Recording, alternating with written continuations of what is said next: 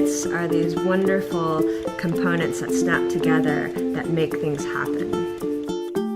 When you walk into a classroom and a student is engaged in a project, authentically, they can tell you what they're doing, why they're doing it, and why it's important. Projects with littleBits allow students to do that because they can build things and design projects that are exciting to them and meaningful to them.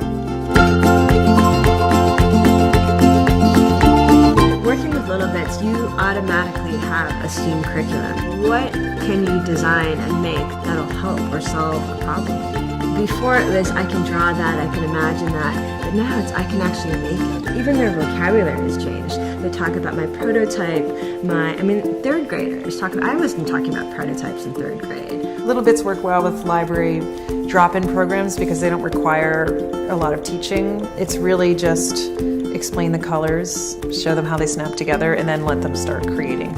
There is no high learning curve with littleBits. It's very easy. You can put a suitcase of bits in front of a group of students and they will teach themselves. So we encourage the girls to go onto the littleBits website and use the littleBits app for inspiration.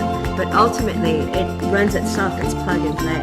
As a principal, I'm looking for products that allow teachers to experiment and to feel successful.